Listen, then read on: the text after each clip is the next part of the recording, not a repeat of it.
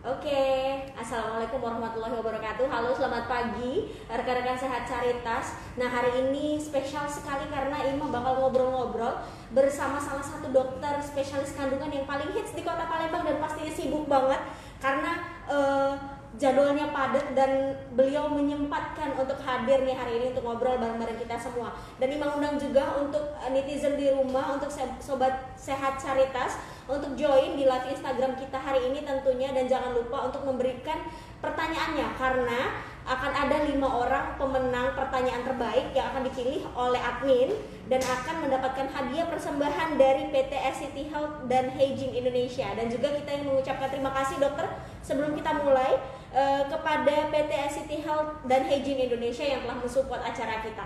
Oke teman-teman, udah gak sabar buat ngobrol bareng Dokter Monik. Nah hari ini langsung aja sebelum kita ngobrol bareng Dokter Monik, kita kenalan dulu. Oke Dokter Monik, apa kabar? Selamat pagi Mbak Ima. Pagi dokter. Gimana dokter kabarnya? Baik-baik, sehat saja sampai sekarang. Iya. Amin, amin. Iya, amin. Kelihatan segar dan cantik tentunya selalu Dokter Monik. Nah dokter, sekarang kegiatannya apa nih Dokter Monik? Sekarang kegiatannya selama ini ya seperti biasa, melayani pasien, mengedukasi pasien, supaya jangan sampai terjadi hal-hal yang bikin, misalnya salah satunya misalnya kanker cervix. Salah satunya kita harus edukasi dulu nih. Oke. Pertama, setelah edukasi baru pencegahannya gimana. Oke, nah Dokter Monik udah warming up gitu nih, bakal ngobrol mengenai kanker serviks hari ini. Nah dokter, kanker serviks ini kan setelah Ima baca-baca nih, ternyata merupakan salah satu penyakit paling membunuh untuk wanita nomor 2 gitu ya. Nah boleh dijelasin dokter, apa sih sebenarnya CA serviks itu sendiri? Boleh. Jadi gini, kita harus mengerti dulu bahwa kanker serviks itu sama dengan kanker leher rahim atau kanker mulut rahim. Oke. Kanker leher rahim, kanker serviks, kanker mulut rahim itu sama, tapi beda dengan kanker rahim. Kadang-kadang kan orang menyebut di masyarakat, oh keluarga saya meninggal kanker rahim. Tapi ternyata setelah kita tanya anamnesa, ternyata meninggalnya karena kanker serviks. Oke.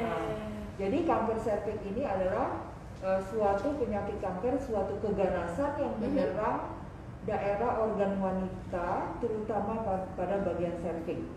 Yang disebut jadi serviks atau mulut rahim atau leher rahim itu sama. Oke. Nah, memang kanker serviks ini merupakan, kalau di seluruh dunia, merupakan penyebab kematian nomor 2 di dunia. Nomor 1-nya memang adalah kanker payudara, nomor 2-nya kanker serviks, nomor 3-nya adalah kanker ovarium, nomor 4-nya adalah kanker kolorektal, kanker usus, nomor ke-5-nya adalah kanker tiroid. Oke. Nah, penyebab daripada kanker serviks ini adalah human papilloma virus, tipe yang high risk, tipe yang risiko tinggi. Di mana HPV human papilloma virus ini adalah merupakan suatu virus DNA. Virus kan ada 2 nih, ada DNA, ada RNA.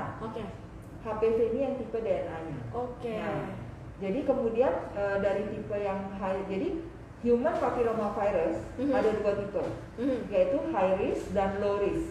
High risk risiko tinggi, low risk risiko rendah. Dari high risk ini ada 15 tipe. Dari high risk ini 15 tipe, yang paling ganas, yang paling sering menyebabkan kanker serviks adalah tipe 16 dan 18. Iya. Sedangkan tipe lainnya tidak terlalu. Nah, sedangkan human papilloma virus yang tipe low risk, risiko rendah, itu tipe yang non-onkogenik, maksudnya tipe yang bukan suatu keganasan. Jadi dia ada 6 tipe. Istilahnya yang paling nakal tipe 6 dan 11. Kalau HPV yang tipe low risk ini paling sering menyebabkan kutil kelamin. Misalnya suami kita atau mereka para suami itu melakukan hubungan sama wanita yang kurang benar, kemudian campur sama suaminya, suami istrinya bakal kena kutil kelamin. Jadi yang namanya kondiloma acuminata, atau yang disebut juga sebagai jagar ayam. Jadi jagar ayam itu juga disebabkan oleh human papilloma virus, tapi tipe yang low risk. Tipe yang tidak menyebabkan kanker serviks, yang high risk yang menyebabkan kanker serviks. Iya. Nah jadi ternyata kesimpulannya penyakit CA cervix ini disebabkan oleh HPV virus gitu ya dokter. Nah dari HPV virus itu tadi ada dua jenis gitu ya dokter? Ya, ada dua jenis. Ada dua jenis, dua golongan. Satu risiko tinggi, satu risiko rendah. Oke. Nah dokter, kalau misalnya kan dokter bilang juga kalau misalnya HPV itu bisa dari DNA dan juga RNA. Berarti itu keturunan gitu ya dok? Kanker cervix ini sebenarnya bukan keturunan. Nah, kanker cervix ini lebih banyak karena penyebab. Jadi dia tuh ada faktor predisposisinya. Oke. Faktor predisposisinya misalnya gonta-ganti pasangan, kawin pada usia muda, berarti melakukan hubungan seksual pada usia muda kan?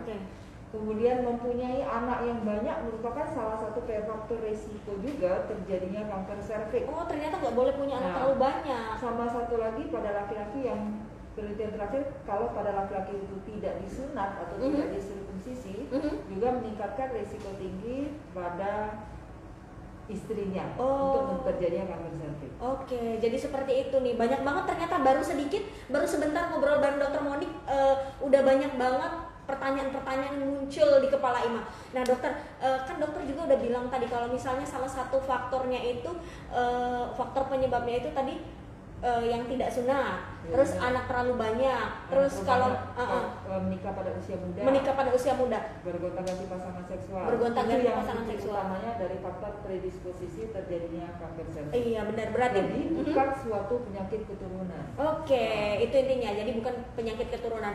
Jadi benar banget nih dokter, mungkin BKKBN pemerintah itu menganjurkan 2 anak cukup, itu kan menikah di atas usia 20 tahun, karena Ima pernah baca kalau misalnya orang yang umurnya di bawah 20 tahun itu menikah dan sudah aktif berhubungan seksual itu berpotensi gitu ya dokter? Untuk terjadinya kanker serviks. Oke, nah dokter, makin menarik kesini itu dokter bisa dijelasin nggak sih gimana nih ciri-ciri dan gejala untuk penderita kanker serviks itu sendiri? Jadi gini, sebenarnya kanker serviks ini gejalanya sebenarnya kadang-kadang sih tidak jelas ya, tidak diketahui. Makanya yang paling penting adalah kita deteksi dini. Salah satu deteksi dininya dengan pap smear atau IVA yang paling sederhana. IVA test. Nah, yang seperti Mbak Ima tanyakan mengenai gejala kanker serviks.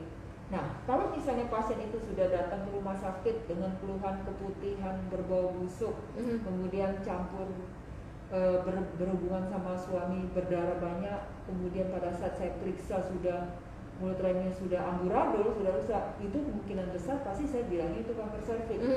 Berarti itu dia datangnya sudah terlambat. Berarti dia sudah stadiumnya sudah berat. Yang pasti kalau ditanya pasti biasanya tidak pernah melakukan pap smear. Karena dengan pap smear itulah kita bisa mendeteksi dini. Karena dengan pap smear ada sesuatu yang tidak bisa kelihatan dengan mata telanjang karena harus pakai mikroskop kan. Iya benar. Nah jadi kadang-kadang dari lesi prakanker derajat rendah, dari cervicitis lah, dari infeksi berat dia timbul jadi lesi prakanker derajat rendah. Karena lesi prakanker derajat rendah dan lesi prakanker derajat tinggi itu hanya bisa dideteksi dengan pap smear, tapi tidak bisa dilihat dengan mata telanjang. Jadi kadang-kadang karena lesi prakanker derajat rendah dan lesi prakanker derajat tinggi ini itulah merupakan cikal bakal kanker serviks kalau kita tidak pap smear, kalau kita diamkan saja. Jadi zaman yang sekarang ini justru orang datang, pasien datang, banyak datang stadiumnya sudah tinggi, stadiumnya sudah berat, stadiumnya sudah jadi kanker serviks. Justru kan lebih baik kita mencegah terjadinya kanker serviks, jangan sampai terjadi kanker serviks yang sudah stadium 1, 2, 3 dan 4. Iya benar. Jadi perlu adanya kesadaran dari masyarakat dan para wanita itu sendiri ya dokter. Kalau memang itu hal yang penting gitu, biar kita tahu sebenarnya kita nih ada bakat nggak gitu bakal kena kanker serviks. Nah dokter, sebelum kita ngobrol lagi lanjut ke pertanyaan berikutnya, Ima ingatkan dulu untuk teman-teman Sehat Caritas di rumah untuk mengirimkan pertanyaannya yang ingin ditanyakan kepada Dokter Monik seputar CA serviks, atau boleh mungkin agak melencong sedikit ke materi-materi lain sedikit yang agak mirip-mirip boleh. Dan Ima ingatkan juga untuk 5 penanya terbaik akan mendapatkan hadiah persembahan dari PT SCT Health dan Hygiene Indonesia. Oke dokter, lanjut dokter. Nah dokter, tadi kan kita ngobrol-ngobrol, kalau dokter tadi bilang ada kanker itu ada macam-macam jenis, ada stadium 1, stadium yang masih stadium 2 dan selanjutnya.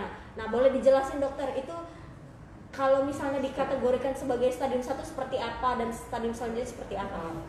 Jadi gini, kalau misalnya dari pap smear, pasti kita dapat hasilnya pertama kali tingkatannya yang paling ringan ke bagian yang paling berat atau ganas.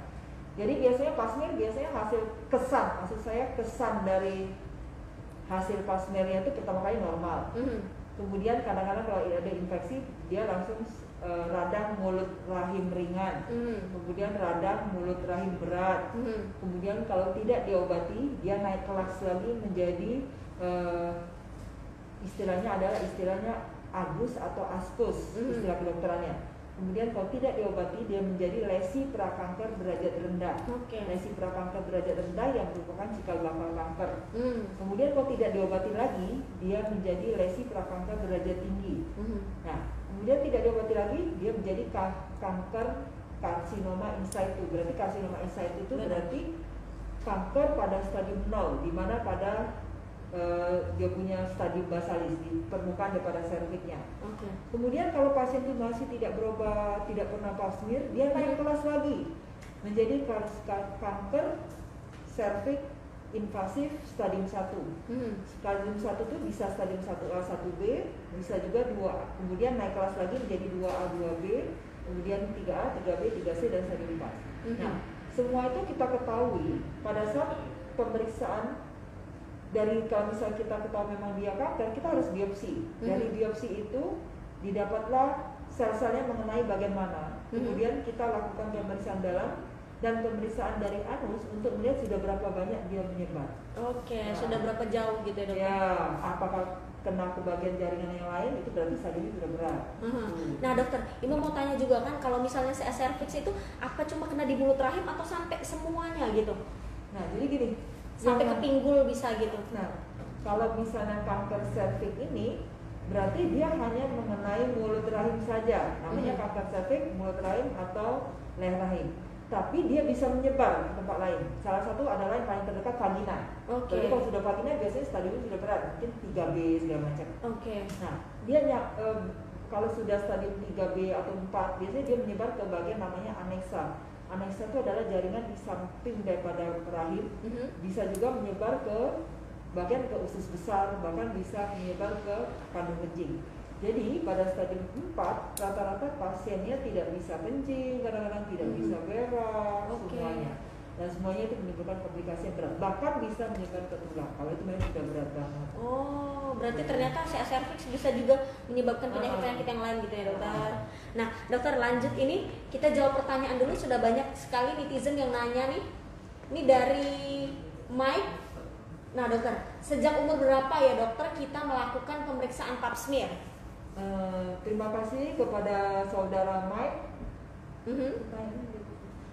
Sejak umur berapa dokter kita bisa melakukan pemeriksaan pap smear? Jadi gini, sejak umur berapa kita melakukan pemeriksaan pap smear? Jadi pap smear hanya dilakukan pada wanita yang sudah melakukan hubungan seksual atau sudah menikah. Kalau wanita itu misalnya belum menikah tapi sudah melakukan hubungan seksual, bisa dilakukan pap smear? Ya, tapi memang minta izin ya, karena dia kan belum nikah kan. Ya seperti ini deh, seperti Julia Perez. Pasti saudara-saudara kan kenal pada Julia Perez, artis kita, di mana dia seks bebas, tidak menikah, melakukan hubungan seksual tapi tidak pap smear, makanya kenanya stadiumnya sudah tinggi. Jadi sedini mungkin kita melakukan pap smear. Tapi pada wanita yang belum menikah tidak bisa dilakukan pap smear.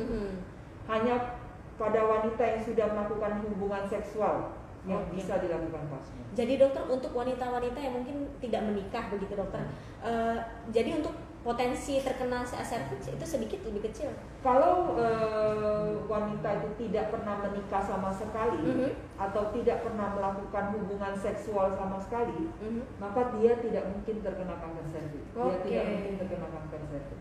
Jadi lebih aman gitu ya dokter. Seorang suster atau biarawati yang tidak pernah menikah tidak mungkin terkena kanker cervix. Nah, tadi pertanyaan juga kapan kita melakukan pemeriksaan pap smear? Biasanya nanti kalau misalnya sudah menikah, kita punya anak, ya paling rutin. Dia kan macam-macam pemeriksaannya. Paling ada beberapa yang bilang setahun sekali lebih bagus. Jangan dianggap tidak pernah pap smear. Jangan dianggap cuma pap smear sekali kemudian tidak pap smear lagi, nggak bisa. Iya. Karena masa inkubasi kanker serviks ini kalau kita sudah terkena, kadang-kadang 4 tahun 5 tahun kita bisa terkena kanker serviks. Kalau sudah terkena kanker serviks, dia menjalan penyakitnya itu lebih cepat ke bagian lain. Oke, nah menarik sekali. Ima senang banget ngobrol bareng Dokter Monik hari ini. Banyak banget ilmu pengetahuan baru yang Ima dapat, dan juga teman-teman di rumah pasti senang banget bisa ngobrol langsung sama Dokter Monik. Dan langsung lagi dokter, kita jawab pertanyaan dari netizen. Ini dari Novan.Wijaya. Dokter, apakah benar kanker serviks bisa disembuhkan dan masih ada kemungkinan memiliki keturunan? Terima kasih saudara Novan Wijaya. Ini saya bisa menjawab bahwa kanker serviks ini apakah bisa disembuhkan? Kanker serviks ini mudah-mudahan kalau misalnya stadium awal atau cikal bakal kanker masih bisa disembuhkan. Nah, misalnya gini, jadi kalau misalnya pada pasien itu memang sudah umur sudah berumur 40 tahun, 45 tahun, anak sudah cukup menderita kanker serviks, kemudian dari hasil pap smear atau biopsi menunjukkan adanya cikal bakal kanker serviks atau kanker serviks, itu kalau menurut saya sih lebih baik langsung diangkat. Karena untuk mencegah terjadinya lebih berat. Tapi kalau misalnya dia pada usia muda memang dia ada riwayat seks bebas, perilaku seksual tidak benar, kemudian tapi dia rajin pap smear, tapi selama masa mudanya dia rajin pap smear, kemungkinan besar bisa disembuhkan, bisa sembuh dari kanker serviks dan bahkan bisa memiliki keturunan. Ya. Jadi masih ada peluang dan harapan ya, gitu. Kalau stadium awal, dengan harapan masih cikal bakal kanker lah, jadi masih bisa disembuhkan. Dan juga kita harus memperbaiki perilakunya. Iya benar. Perilaku suami dan perilaku istrinya juga harus diperbaiki. Iya. Jadi hidup lurus saja gitu. Ya, karena penelitian terakhir mengatakan bahwa sperma laki-laki itu juga bisa menyebabkan terjadinya kanker serviks.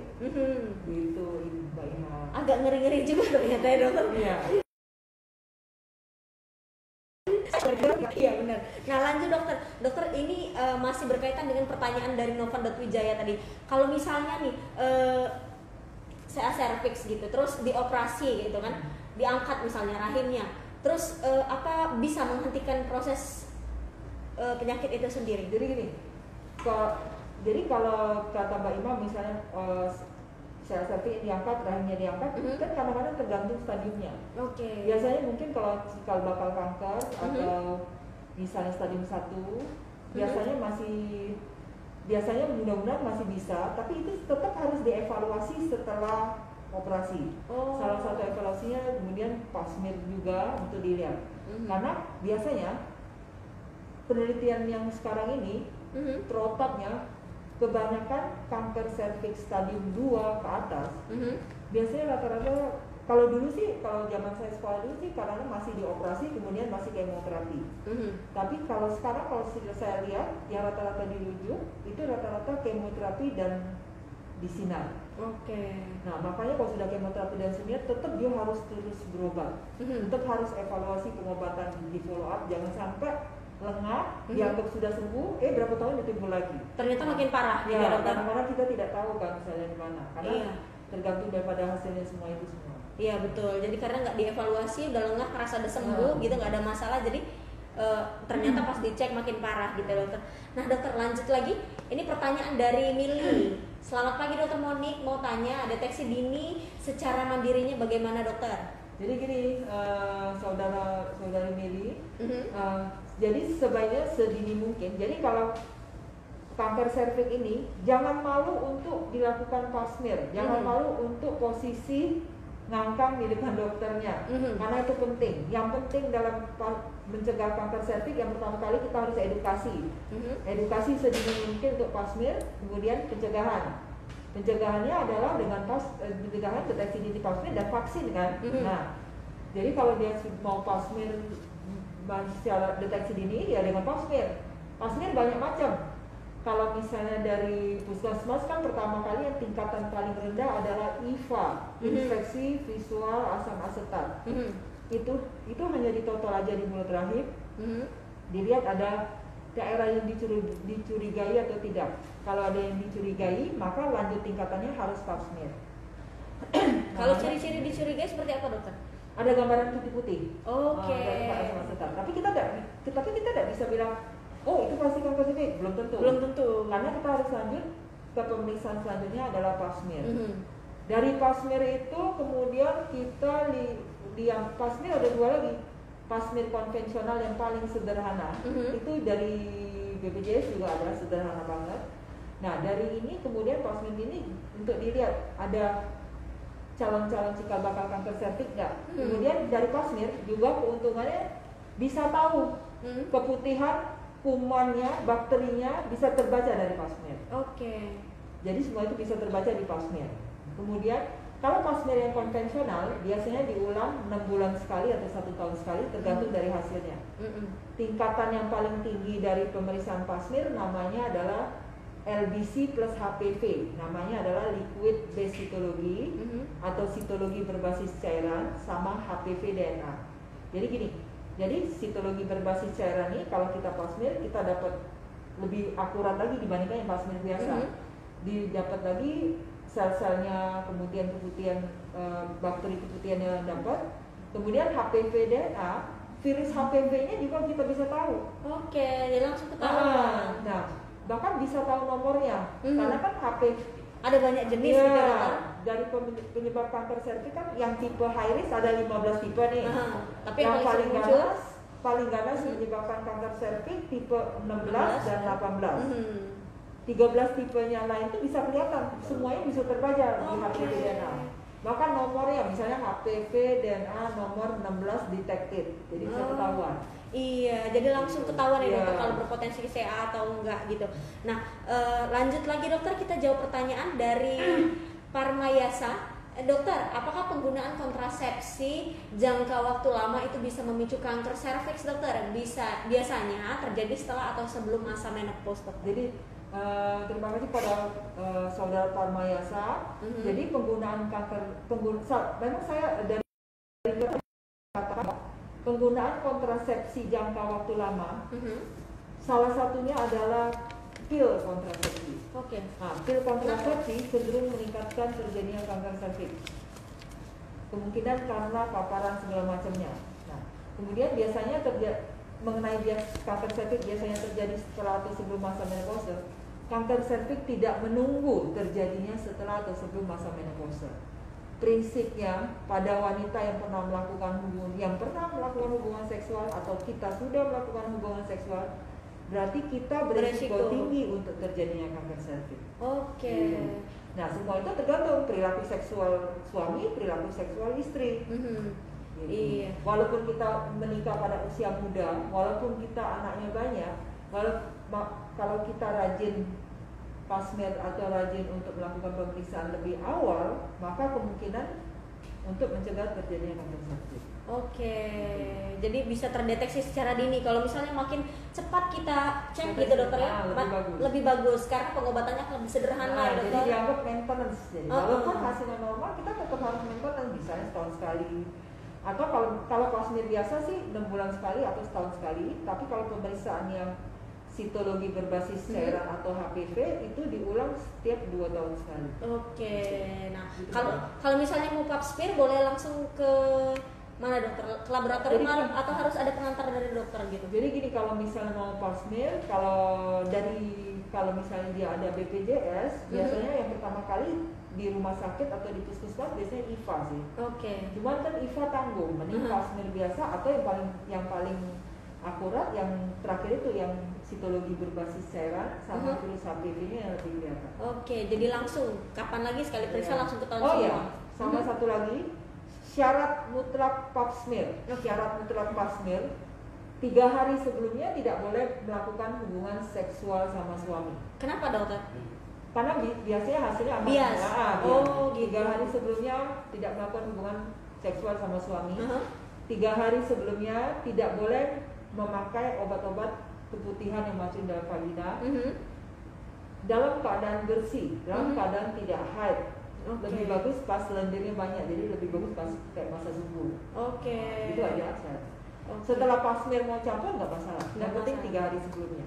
Iya. Nah dokter, mekanisme pap smear itu sendiri seperti apa sih dokter? Mungkin yang di rumah pada takut buat periksa atau belum tahu banget Oh, mekanisme pasmir. Jadi sebenarnya pasmir itu tidak sakit ya, karena melahirkan normal jauh lebih sakit. Operasi kadang-kadang juga lebih sakit kan. Karena pasmir yang penting paha dirilekskan, muka dirilekskan seperti orang mau melahirkan. Dalam posisi ngangkat ya kita masukin alat namanya cocor bebek.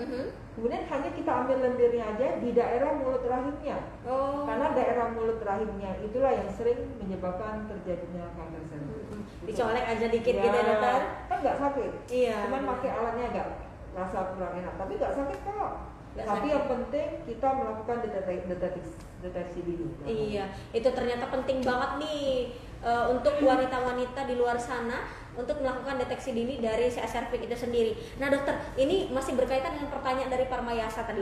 Dokter kan kalau misalnya dokter jelasin tadi pil KB merupakan salah satu pencetus gitu CA cervix. Jadi pilihan kontrasepsi apa yang paling baik digunakan untuk mencegah CA cervix? Sebenarnya paling baik tuh kontrasepsi itu yang paling baik itu adalah pantang berkala, KB kalender. Otomatis pun tidak ada hormon segala macam. Iya benar. Ya kan? Tapi sebenarnya sih semua itu baik. Cuman dalam jangka lah kalau misalnya kita pakai pil kontrasepsi oral, tapi kalau kita deteksi dini rajin pasmir, biasanya semuanya bisa dicegah kan? Kalau saya bilang begitu. Nah, salah satu mungkin ada beberapa yang takut pasang spiral nih, ya kan? Pasang spiral takut karena kan dimasukkan ke dalam mulut rahim. Sebenarnya spiral ada yang bilang takut infeksi lah segala macam. Iya benar. Sebenarnya sih memang kadang-kadang ada yang sensitif atau yang enggak. Tapi kalau prinsipnya kita rajin pasmir, spiral tidak bakal menyebabkan terjadinya kanker cervix. Oke, jadi lebih aman ya dokter? Ya, semuanya sih aman. Nah dokter, ini lanjut pil KB ini fungsinya bagus tuh. Kenapa sih dokter kok bisa memicu terjadinya kanker rahim? Memicu terjadinya kanker rahim karena misalnya paparan yang infeksi lama kan, jadi kering kan, jadi bisa terjadinya kanker cervix. Jadi memang tergantung jenis pil kontrasepsi oral ya. Oke. Jadi mungkin kalau misalnya mau pemilihan pil KB sebagai alat kontrasepsi bisa dikonsultasikan dulu ke dokter ya. Konsultasikan dulu. Iya, mana yang paling baik. Lanjut dokter, kita jawab lagi. Ini pertanyaan dari Sela. Oh ini sudah dibaca. Katanya apakah kanker cervix bisa disembuhkan dan gejala awal dari kanker cervix? Sudah tadi dijawab ya dokter. Lanjut, ini pertanyaan dari Vera_Rosita71. Selamat pagi dokter, saya punya anak perempuan usia 13 tahun. Apakah sudah boleh divaksin CA cervix? Terima kasih Mbak Vera. Jadi gini, seperti saya bilang bahwa kanker cervix ini bisa dicegah, kan? Salah satu pencegahannya yang tersekarang adalah dengan vaksinasi. Makin muda usia divaksin, antibodinya makin tinggi. Justru yang menikah, yang belum menikah, lebih bagus divaksin di awal dibandingkan yang sudah menikah. Jadi makin muda usia divaksin, makin tinggi antibodinya dibandingkan yang sudah menikah divaksin. Baru divaksin. Nah, jadi vaksin itu bisa mulai divaksin pada usia 9 tahun ke atas sudah bisa divaksin. 9 tahun ke atas, yang penting sudah menstruasi gitu dokter? Enggak harus sih. Enggak harus. Kalau dapat ditunjuk 9 tahun sudah bisa divaksin. Jadi tidak ada hubungan antara vaksin dengan menstruasi. Tidak ada hubungan juga vaksinasi dengan tidak terjadinya kesuburan pada pasien itu. Jadi kadang-kadang ada beberapa orang yang takut anaknya divaksin, takut tidak bisa hamil lagi lah, takut tidak bisa punya keturunan enggak, padahal itu tidak ada hubungannya sama sekali. Makin muda usia divaksin itu makin bagus. Jadi kalau usia 9 tahun sampai 13 tahun itu 2 kali vaksin, 14 tahun ke atas itu 3 kali vaksin. Gimana dokter? Usia? Jadi kan dari petunjuk vaksin itu makin muda usia divaksin yaitu usia 9 tahun. 9 tahun sampai 13 tahun itu hanya 2 kali vaksin. 9 tahun sampai 13 tahun 2 kali vaksin. 14 tahun ke atas itu 3 kali vaksin. Berarti kita mesti 3 kali ya, Mbak? Ya. Ya oke. Nah nih dokter, boleh dijelasin nggak nih dokter masalah vaksinasinya? Vaksinasinya itu kira-kira range harganya berapa dan bisa didapatkan di mana? Jadi vaksin ini kan macam-macam. Ada yang quadrivalen, 4 quadrivalen berarti 4 valen, atau yang bivalen. Jadi ada satu yang namanya dari treatment Cervarix atau Gardasil. Jadi semuanya itu bisa pada usia muda semua. Bisa dapat di praktek pribadi bisa juga, atau di rumah sakit juga bisa. Oke. Boleh dikontak aja mungkin rumah sakitnya ya dokter. Nah dokter, ini juga banyak banget tersebar informasi yang mungkin menghanyutkan banyak orang. Katanya dokter, CA itu bisa disebabkan dari terlalu banyak makan micin gitu. Itu benar nggak sih dokter? Jadi gini,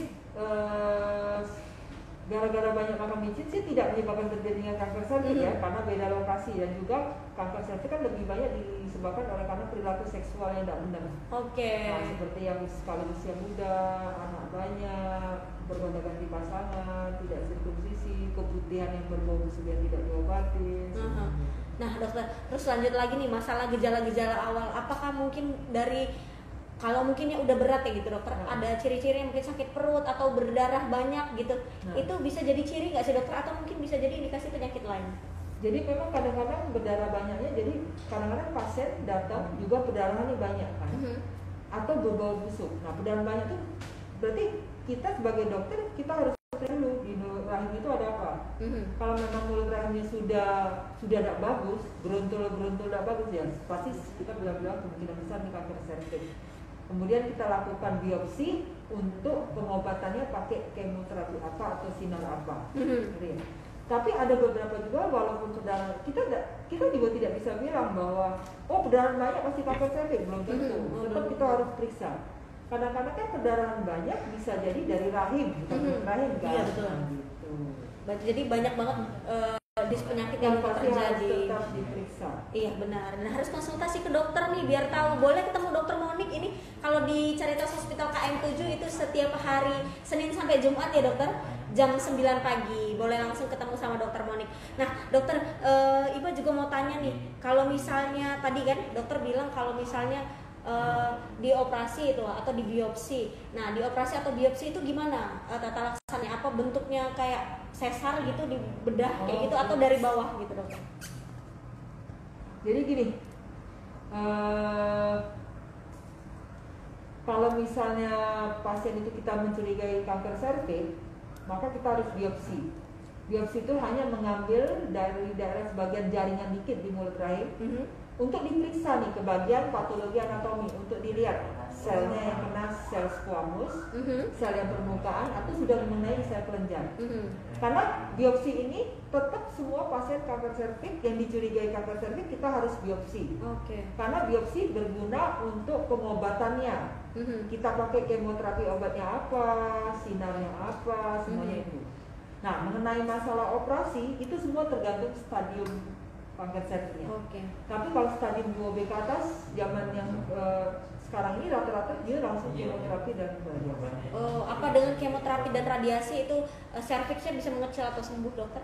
Dia juga istilahnya mengurangi perdarahan dan lain-lain, tapi tetap setelah itu tetap kita evaluasi karena kita tidak tahu kan sel kanker ini kadang-kadang bisa menjalar dan bisa berjalan dengan lebih cepat. Ya kalau CA memang agak cepat ya dokter. Mencegahnya. Iya. Nah dokter boleh dikasih tahu nih mungkin harapan hidup gitu kan untuk teman-teman yang CA itu seperti apa dokter? Harapan hidupnya kalau misalnya intinya gini, yang namanya kita sudah pasien yang sudah terkena kanker cervix, prinsipnya kita tetap harus selalu positive thinking. Karena dengan positive thinking itu bantu kita menyembuhkan, bantu mental kita, jiwa yang pasien supaya tetap berpositif thinking. Mudah-mudahan ya bisa sembuh, tapi dengan cara berobat teratur, follow up ke bagian rumah sakit yang dituju dengan teratur, supaya jadinya tidak jadi lebih berat. Jangan tidak berobat. Apalagi pada pasien-pasien yang terkena, misalnya nih saya bilang, Bu, mungkin ini kanker cervix, kita ngomong ke pasien kanker cervix. Saya berharap pasiennya langsung jangan down. Oke lah, memang saya ngerti ya, kayak gitu pasti kita terkejut, depresi segala macam. Yang penting kita lihatnya ke depan, kita harus berobat. Makin cepat diobati, makin bagus. Makin cepat ditangani, makin bagus. Dengan harap sel-selnya tidak menjalar ke tempat yang lebih berat. Jadi takutnya kalau supaya stadiumnya tidak tinggi. Gitu. Kalau terlambat dideteksi itu tadi dokternya makin parah, makin lambat berobat makin parah penyakitnya. Jadi jangan takut untuk ketemu sama dokter, harus kita deteksi sebenarnya penyakitnya memang agak membahayakan karena kita nggak ada gejala atau ini apa dok ya? Nggak ada ciri-cirinya. Tiba-tiba pas datang ya karena udah parah, udah muncul gejala, nah baru mau ke dokter. Ya, kadang-kadang tanpa gejala pun bisa. Paling stadium 1B segala macam itu yang ngeri. Oke. Nah, makanya caranya apa salah satu? Deteksinya apa? Dengan pap smear. Iya, pap smear IVA gitu dokter. Nah, untuk netizen di rumah, ini banyak banget yang ngirimin pertanyaan ke dokter Monik, saking menariknya dokter pembahasan kita hari ini. Tapi Ima ingatkan untuk bersabar karena semua pertanyaan banyak yang sama. Jadi sudah dijawab sama dokter Monik, jadi mohon disimak saja. Oke teman-teman, lanjut admin ke atas, ada pertanyaan satu lagi. Ini dari Atiksma. Dokter, pagi, bisakah orang terkena kanker serviks saat hamil dokter? Jadi gini, saudara Atiksma, apakah bisa terkena kanker serviks saat hamil? Jadi biasanya orang yang terkena kanker serviks saat hamil biasanya sih susah ya hamil ya. Kemungkinan besar dia pasti sudah sebelum hamil pun sudah ada cikal bakal kanker. Kayak gitu. Biasanya sih jarang. Biasanya kalau sudah terkena kanker serviks yang berat, pada saat ini sih cenderung lebih jelek ya prognosanya. Karena kan ya otomatis yang namanya kita melahirkan harus dioperasi dan lain-lain, kena kanker serviks jatuhnya penjalannya lebih cepat. Biasanya sih jarang pada saat. Biasanya ketemunya pada saat sebelum itu sudah deteksi ini. Gitu. Biasanya jarang. Agak susah ya dokter. Nah dokter, ini Ima mau tanya juga faktor-faktor yang bisa memperberat CA cervix itu sendiri seperti apa dokter? Mungkin dari pola hidup atau seperti apa? Ya pola hidupnya seperti yang saya bilang awal, perilaku seksual kita harus bersih dan sehat. Hanya berhubungan dengan satu orang saja, tidak bergonta-ganti pasangan. Kita harus higiene terhadap diri kita sendiri. Kemudian kalau ada apa-apa kita rajin pap smear. Kemudian kalau misalnya tidak menikah pada usia muda, lebih bagus menikah pada usia reproduksi yang telah ditetapkan oleh pemerintah. Oke lah, kalau misalnya memang menikah pada usia muda atau punya banyak anak, better tetap rajin pap smear untuk deteksi dini kanker serviks. Oke, jadi gitu nih netizen. Terus dokter, kalau misalnya untuk merokok, terus kebiasaan tidak olahraga itu bisa memperberat nggak sih dokter keadaan CA cervix? Jadi salah satu lagi yang faktor predisposisi yang saya lupa sebutkan tadi merokok. Merokok termasuk memperberat terjadinya kanker serviks karena bisa menurunkan daya tahan tubuh dan lain-lain. Justru memang kanker serviks ini kan penyebabnya virus nih. Kalau daya tahan tubuh kita rendah, terkena cikal bakal kanker, dia akan lebih cepat menjalani. Oke, jadi makin banyak ya dokter penyebabnya. Oke, lanjut dokter, ini dari Kedai.99. Bagaimana dokter cara mengatasi keputihan yang berlebihan dan apakah salah satu tanda kanker serviks dini dokter itu? Jadi gini, Mbak Kedai saudara Kedai 99, cara mengatasi keputihan yang berlebihan. Jadi keputihan gini, keputihan itu si normal pada usia yang masih usia reproduktif. Kalau memang keputihannya berbau busuk, gatal, panas, nyeri pada vagina, itu keputihannya harus diobatin. Tidak semua keputihan itu merupakan tanda kanker serviks. It's normal gitu dok. Iya, karena kan setiap wanita masih keputihan, kan? Cuman kan keputihan itu berarti ada flora normal. Jadi ada kuman yang baik, ada kuman yang jelek. Nah, dari pap smear bisa ketahuan nih kuman jeleknya. Nah, tapi pada seorang gadis yang keputihannya banyak, itu biasanya penyebabnya hanya satu, jamur. Tapi kalau dia sudah menikah atau melakukan hubungan seksual, kuman keputihannya itu banyak sekali penyebabnya, bukan jamur saja. Iya, jadi banyak. Jadi keputihan bukan tanda kanker serviks dini. Tetap deteksi dini dengan pap smear karena tanda kanker serviks dini kadang-kadang itu tidak kelihatan sama sekali. Iya, benar. Itu dokter yang mungkin masih jadi masalah untuk kita semua. Maksudnya mungkin dokter Objin dan juga pemerintah mungkin karena kesadaran masyarakat sendiri itu agak susah dokter. Mereka merasa aku nggak ada penyakit apa-apa, nggak ada ciri apa-apa, ngapain mesti pap smear? Padahal pap smear itu adalah filter gitu ya dokter untuk mengetahui gitu apakah kita berpeluang dan berpotensi untuk terkena kanker serviks gitu ya dokter. Nah lanjut dokter, kita jawab lagi pertanyaan dari Sylvia Dian.85. Dokter, apakah boleh saat menstruasi disuntik imunisasi pencegahan kanker serviks? Jadi gini kepada saudara Sylvia Dian bahwa pada saat menstruasi kita tidak apa-apa, nggak ada masalah untuk divaksin dengan kanker serviks, tidak ada hubungannya, nggak bikin apa-apa. Tapi gini, saya kasih tahu lagi bahwa vaksin kanker serviks kalau pada sudah yang menikah, yang sudah melakukan hubungan seksual atau menikah, wajib pap smear dulu baru vaksin. Oh, kenapa dokter mesti kayak gitu? Karena dari pap smear, kalau misalnya dia dapat misalnya hasil pap smear yang menunjukkan lesi prakanker derajat rendah atau cikal bakal kanker atau agus atau ada istilah agus atau askus, dia tidak boleh divaksin, harus diobatin dulu. Oh, diobatin dulu baru boleh divaksin. Hanya seseorang yang tidak pernah melakukan hubungan seksual sama sekali yang boleh langsung vaksin. Ya. Oke. Karena kalau misalnya kita langsung vaksin, totonya ada cikal bakal kanker, tambah memberatkan. Oh, tambah memberat. Ima pikir cuma ya percuma aja gitu, tapi bisa memperberat keadaan ternyata dokter. Satu lagi saya kasih tahu, walaupun kita sudah vaksin, tetap harus rajin pap smear. Oke. Walaupun udah vaksin tetap bisa ini. Jadi misalnya ada anak nih umur 13 tahun, 12 tahun vaksin. Nanti dia menikah, dia punya anak, bukan dalam arti dia kebal terhadap virus HPV. Iya. Dia tetap harus setelah menikah dia tetap harus rajin pap smear. Oke. Sebenarnya berarti intinya itu di pap smear. Iya, benar. Kita harus tahu dulu kita sehat atau enggak, kita punya bakat atau enggak gitu ya, dokter. Tapi memang pada anak-anak yang umur 9 tahun ke atas divaksin justru antibodinya lebih tinggi. Oke. Tetap dia nanti kalau sudah menikah dia tetap harus vaksin. Iya, benar. Tetap harus pap smear. Berapa kali dok Pak ini vaksin untuk itu sendiri? Vaksinnya 3 kali. Biasanya bulan pertama sekali, bulan kedua sekali, kemudian terakhir bulan ke-6. Oh, bulan pertama. Ada selang waktunya. Pertama kedua selang sebulan. Iya. Oke, lanjut nih dokter. Ini pertanyaan dari Christine_76N. Apakah keputihan kental merupakan gejala kanker serviks, dokter? Jadi gini saudara Christine, bahwa keputihan kental bukan gejala kanker serviks, tetap intinya kita harus pap smear. Karena kita tidak bisa melihat kanker serviks dengan mata telanjang, kecuali datang sudah berat, saya lihat mulut rahimnya sudah amburadul berantakan dan khas banget dia kanker serviks. Biasanya kita langsung bilang ini kemungkinan besar kanker serviks, kemudian pemeriksaan lanjutnya kita lakukan biopsi. Gitu. Oke. Gitu ya dokter. Nah dokter tadi ini menarik bilang kalau misalnya dari keadaan fisik, kalau misalnya sudah parah gitu kan kita bisa lihat dan khas sekali keadaannya. Itu sebenarnya sel serviks bentuknya seperti apa sih dokter? Jadi kalau sel serviks itu kalau misalnya dia datang sudah berat, dia bentuknya kayak bunga kol. Oke. Tapi mudah berdarah, dipegang dikit dia rapuh, mudah berdarah. Kadang-kadang berbau busuk kayak bau buntang.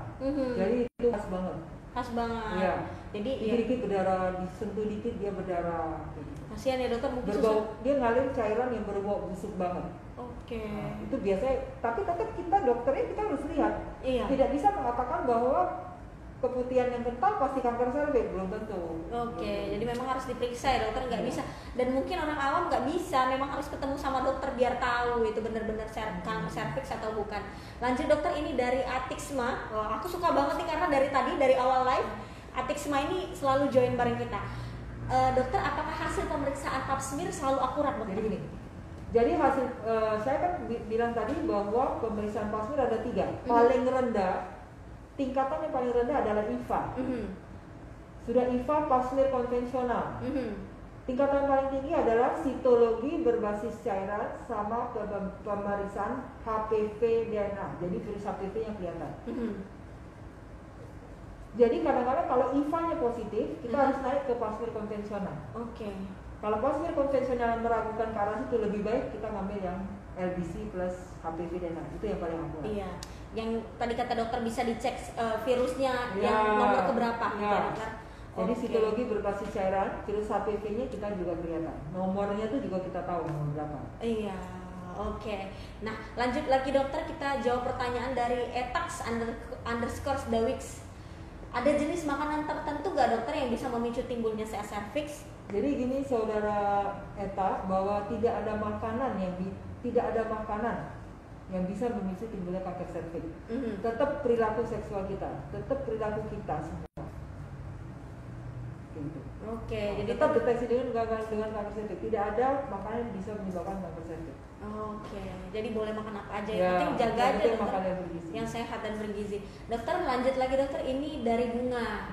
Dokter, saya pasca operasi kanker serviks. Bagaimana cara perawatan luka operasi di rumah untuk mencegah infeksi? Jadi gini, kepada saudara Bunga, perawatan pasca operasi kanker serviks, untuk perawatan luka operasi ya, bukan untuk kanker serviknya ya. Kalau perawatan luka operasi, yang penting habis operasi banyak makan bergizi, terutama banyak makan putih telur dan ikan gabus supaya penyembuhannya lebih bagus, karena protein dibutuhkan untuk penyembuhan sel-selnya, apalagi kalau kita kanker atau habis operasi yang besar, karena operasi kanker serviks termasuk operasi yang besar. Jadi kita perlu gizi yang bagus, makan yang bergizi, 4 sehat 5 sempurna, proteinnya ditinggikan. Itu aja. Yang penting tetap, walaupun kita perawatan luka operasi, kita tetap harus mobilisasi seperti biasa. Jangan di atas tempat tidur aja karena kita takut bergerak segala macam. Tetap kita harus mobilisasi. Nah, dan yang pasti Mbak Bunga harus tetap semangat. Iya. Lanjut nih dokter. Nah dokter, kalau misalnya orang sudah terdeteksi CA cervix gitu dokter, bisa tetap berhubungan seksual nggak sih dokter? Masih bisa kalau misalnya semuanya. Kalau terkena kankernya sih biasanya kan kadang-kadang ada yang mau masih campur ya berdarah kan kesian. Tapi kalau misalnya sudah diobati, sudah terapi sih masih bisa kok. Paling tetap dia tetap evaluasi dengan pap smear. Kalau memang dia sudah melakukan pengobatan di bagian kanker. Bisa memperbaiki keadaan nggak sih dokter kalau misalnya campur dengan keadaan kalau misalnya dalam keadaan kanker serviks sebenarnya sih dikatakan memperberat tidak juga ya, karena namanya sudah berdarah semua kan. Tapi kalau mau juga ya kan, yang penting ibunya harus diobati dulu. Iya. Dokter, lanjut ini pertanyaan dari Agnes Feris. Selamat pagi dokter. Apakah fase pendarahan menstruasi panjang dan di luar masa menstruasi itu juga sebagai salah satu penyebab serviks? Terima kasih Mbak Agnes Feris, bahwa pendarahan menstruasi yang panjang di luar siklus haid itu bukan salah satu kanker serviks. Tapi kita tidak bisa bilang gitu, tetap kita harus periksa satu USG, kita periksa dari bawah juga, karena pendarahan menstruasi yang memanjang di luar siklus haid bisa berasal dari rahim juga. Karena sering kan pada orang-orang yang 40 tahun ke atas mensnya memanjang, tahu-tahunya dapat penebalan, bisa polip dan lain-lain. Tetap kita harus cek. Bener, atau enggak tahu-tahu mau menopause gitu ya? Bisa juga. Lanjut nih dokter, ini pertanyaan dari Irin_Sriani. Bagaimana menyimpulkan CA cervix dokter bila jenis virusnya unspesifik dokter? Maksud unspesifik itu gimana? Mungkin unspesifik, tapi kalau dari pemeriksaan pasti spesifik ya dokter? Jadi kalau misalnya, jadi saudara Irin gini, berarti yang kamu lakukan pemeriksaan ini berarti berdasarkan pemeriksaan LBC dan HPV DNA, karena tidak mungkin unspesifik, karena kecuali unspesifik berarti kamu melakukan pemeriksaannya secara kuantitatif. Kalau yang di tempat praktek saya itu punya dia kualitatif, jadi virus dan HPV-nya bisa ketahuan nomornya berapa. Misalnya nomor 16 detektif, nomor 18 detektif. Nah mungkin yang virusnya unspesifik mungkin hanya high risk detektif tapi tidak tahu nomornya. Nah ini pemeriksaannya secara kuantitatif. Gitu.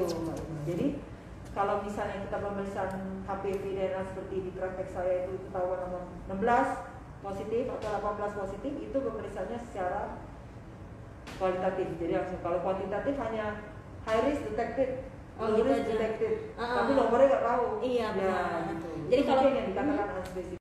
Kalau nggak ada nomornya bisa jadi belum tentu saya dokternya, bisa jadi penyakit yang lain kata dokter tadi, kutil kelamin atau yang lain. Ya bisa tahu, dan bisa juga itu semua kelihatan. Walaupun kadang-kadang hasil HPV DNA yang menunjukkan virus tipe berapa, misalnya kelihatan tipe 16, bukan berarti dimasukkan serviks. Kita lihat dulu, kalau serviksnya bagus, sitologinya normal, belum tentu. Paling kita obati dulu, kita ulang lagi pasnya nanti. Jadi pastiin dulu gitu ya. Nah lanjut dokter, ini dari Melati. Dokter, apakah perawatan khusus pada luka setelah operasi dokter? Perawatan khusus setelah operasi sih seperti biasa ya. Yang penting kita makan bergizi, 4 sehat 5 sempurna. Mobilisasi kita seperti biasa, bukan dalam arti habis operasi kita di atas tempat tidur tidak bergerak, kita tetap seperti biasa, cuman kita melakukan gerakan-gerakan yang jangan tiba-tiba, supaya tidak sakit. Dokter, mekanisme operasi CA cervix itu seperti apa sih dokter? Dari bawah atau kayak sesar? Jadi tipe operasinya memang beda dengan operasi pada miom, namanya hysterectomy radikal. Di mana kelenjar limfe di daerah yang bagian para ilmiah dan lain-lain juga diambil untuk melihat apakah ada penyebaran ke daerah itu. Oke, jadi bentuknya ternyata sama kayak sesar gitu, luka operasinya gitu ya dokter. Nah, jadi mungkin untuk teman-teman yang sedang menderita CA cervix dan sudah operasi kayak Mbak Bunga tadi, itu bisa menggunakan salah satu produk ini dari PT SCT Health and Hygiene Indonesia. Ini gunanya untuk post op dressing. Jadi kalau misalnya lukanya kayak lembab gitu, dibersihin, dirapiin, terus bisa digunakan ini post op dressing namanya. Oke, lanjut lagi dokter. Ini pertanyaan terakhir ya dari Novan.Wijaya. Dokter, bagaimana kita mengetahui dari pernyataan dokter yang mengatakan bahwa sperma dari laki-laki bisa menjadi faktor terjadinya kanker serviks? Apakah ada pemeriksaan tertentu, dokter? Nah, memang sampai sekarang memang ada beberapa penelitian teori kalau setiap penyuluhan tentang kanker serviks dikatakan bahwa sperma juga bisa menyebabkan terjadinya kanker serviks. Sampai sekarang sih belum ada pemeriksaannya, apakah dia mengandung HPV atau tidak. Oke. Atau mungkin di Jakarta sudah ada ya, tapi yang di Palembang belum ada. Tapi memang kita ketahuinya dari pasmir itu. Jadi kalau dari pasmir istrinya normal-normal saja, berarti semuanya aman. Oke. Nah, satu dokter, pertanyaan dari Ima, apa mungkin ada asupan makanan atau apa gitu yang bisa menyebabkan sperma itu sendiri mengandung virus itu tadi? Oh iya, atau pola hidup seperti merokok itu bisa? Nah, salah satu mungkin pola hidup merokok itu yang paling penting. Tapi kalau misalnya untuk makanan apa tidak ada. Oh iya kan, ya, rokok ternyata penyebab dari segala penyakit gitu ya dokter. Hempaskan sebenarnya harusnya. Dokter masih boleh satu lagi? Boleh. Ini terakhir ya, benar-benar terakhir. Mi_Sabrina_Gambok. Dokter, saya bulan Desember 2020 pap smear SSBC. Hasilnya sitologi cervix tidak mengandung sel ganas, tapi komponen endocervix itu ditemukan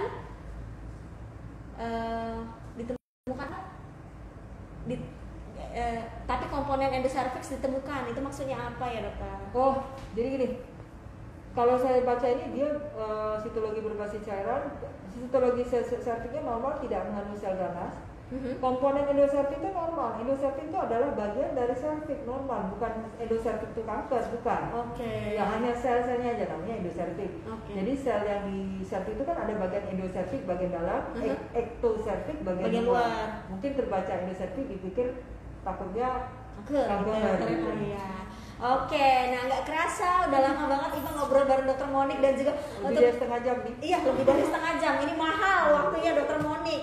Nah, nggak terasa udah lama banget ngobrol bareng Dokter Monik dan juga pertanyaan-pertanyaan dari teman-teman udah banyak banget dijawab, tapi masih banyak juga pertanyaan yang belum dijawab. Kita mohon maaf. Boleh untuk teman-teman mungkin yang pengen nanya, boleh DM langsung Dokter Monik di Instagramnya di @monikjeffrey. Udah kita mention di snap rumah sakit. Dan juga untuk teman-teman yang mungkin mau ketemu dan konsultasi langsung bersama Dokter Monik, boleh langsung datang ke Caritas Hospital KM7 setiap hari Senin sampai dengan Jumat jam 9 pagi. Dan juga untuk netizen di rumah, jangan lupa untuk selalu nonton live Instagram rumah sakit dan like selalu foto dan postingan di Instagram Caritas Hospital KM7.